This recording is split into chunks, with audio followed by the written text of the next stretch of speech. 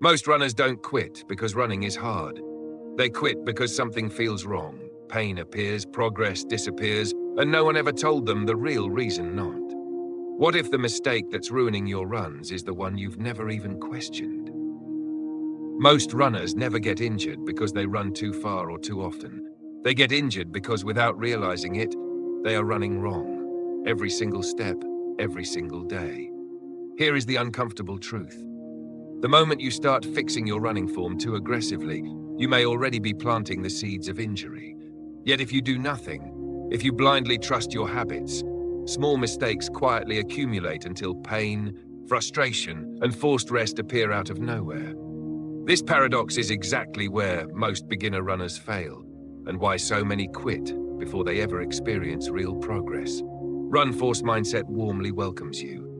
If you are serious about running smarter, staying injury-free, and building a strong mindset, subscribe to the channel to receive practical, experience-driven knowledge that actually helps you run better. The goal of this video is not to give you a perfect running form. Science and real-world running experience agree on one thing. There is no universal perfect form.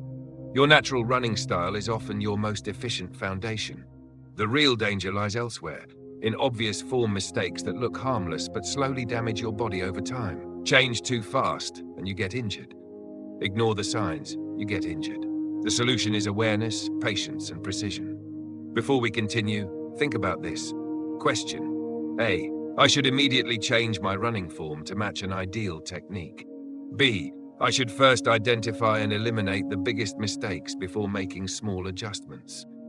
Comment A or B below and reflect honestly on your choice. Before your arms swing, before your legs move, your running form is already decided by one simple factor: where you place your head and your eyes. This is the foundation of alignment. Yet it is one of the most overlooked mistakes among beginner runners. Many runners unconsciously stare at the ground in front of their feet. It feels safe. It feels controlled. But this habit slowly bends the neck forward, pulls the head out of alignment, and drags the entire body with it. Over time, tension builds in the neck and upper back, breathing becomes shallower, and efficiency quietly disappears. What feels like a harmless habit becomes a constant source of strain. The body follows the eyes. When your gaze drops, your posture collapses. When your gaze lifts, your spine naturally stacks itself. This is not about looking far into the distance or lifting the chin unnaturally. It is about directing your focus calmly and deliberately a few meters ahead, allowing your head to rest neutrally on top of your spine. In that position, tension has nowhere to hide. A steady forward gaze also changes how you move through space. You become more aware of your surroundings, more confident in your stride, and more stable with each step. The run feels lighter, calmer, and more controlled. Not because you forced it, but because alignment began at the very top. If the head sets direction, the arms reveal tension. For many runners, the moment fatigue appears, the arms begin to work harder than the legs. Shoulders rise, fists clench, and arm swings become aggressive, as if force alone could create speed. This is where efficiency quietly breaks down. Arms are not engines. They are metronomes. Their true role is to support rhythm and balance, not to generate power. When the shoulders tighten and the arms drive too forcefully, energy leaks upward instead of moving forward. Breathing becomes restricted as the chest stiffens, and the run begins to feel heavier with every passing minute. A relaxed arm position restores flow. When the elbows stay comfortably bent and the shoulders drop away from the ears, the upper body softens. The arms swing naturally forward and backward, guided by the shoulders rather than forced by effort. This simplicity allows the chest to remain open, giving the lungs space to work freely. Speed, when it comes, feels effortless instead of strained. Crossing the arms over the body introduces another hidden problem.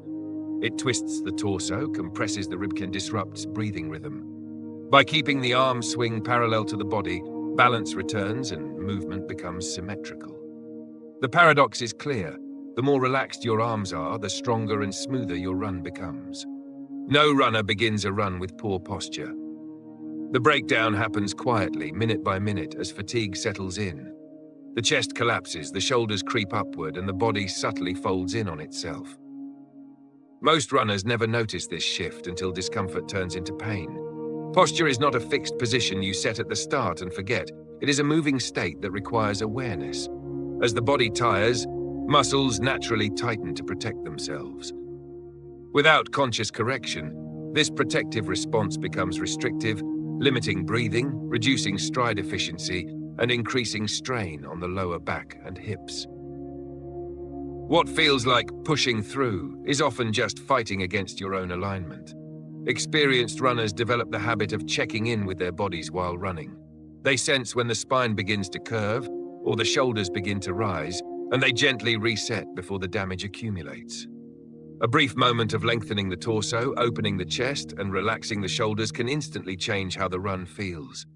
The breath deepens, the body feels taller, movement becomes smoother again. This reset does not slow you down, it preserves energy.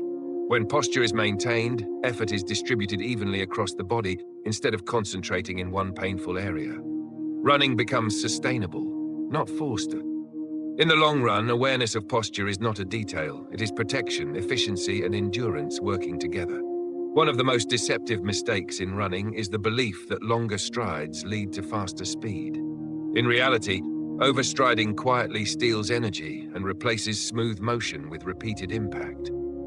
When the foot lands too far in front of the body, each step creates a braking force that the runner must overcome again and again. Progress feels harder, not because of a lack of fitness, but because efficiency has been lost. Overstriding often comes from impatience. The desire to cover more ground with each step feels intuitive, especially when chasing pace or distance. Yet the body pays the price through heavier landings, increased stress on the joints, and a growing sense of fatigue that arrives too early. The run becomes loud, rigid, and exhausting. A more efficient stride is subtle and controlled. Shorter steps allow the foot to land closer to the body's center of mass, reducing impact and maintaining forward momentum. As step frequency increases naturally, the runner begins to feel lighter, as if gliding rather than striking the ground.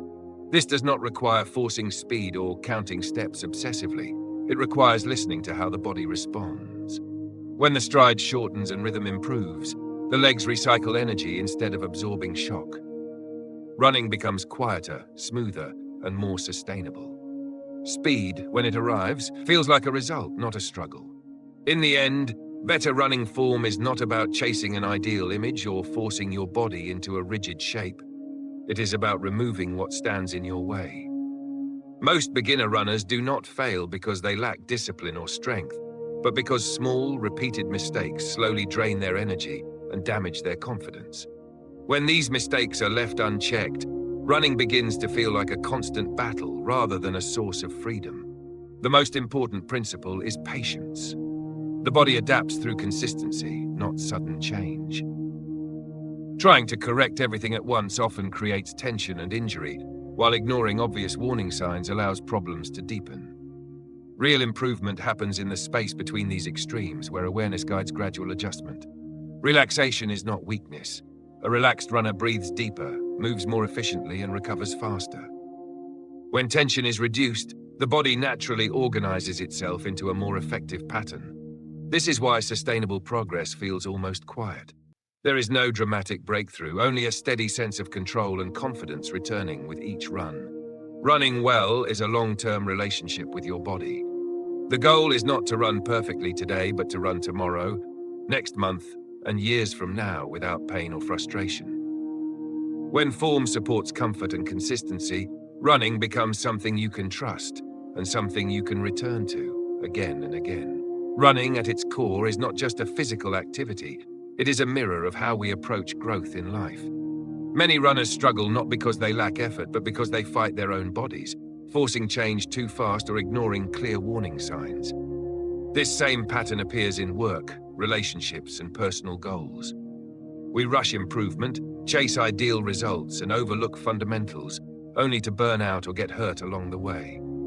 The deeper lesson is simple but powerful. Progress comes from awareness, patience, and consistency. When you remove what harms you before chasing what impresses others, improvement becomes sustainable. In running, this means eliminating major form mistakes, relaxing unnecessary tension, and allowing efficiency to develop naturally. In life, it means fixing habits that drain your energy listening to feedback early, and choosing long-term stability over short-term validation. Apply this by slowing down just enough to observe yourself, your posture, your reactions, your routines. Small adjustments made consistently will always outperform dramatic changes made impulsively. When effort aligns with awareness, growth feels lighter, clearer, and more meaningful. Question: do you believe progress comes more from fixing mistakes or from pushing harder? Please comment your thoughts below so we can learn from each other.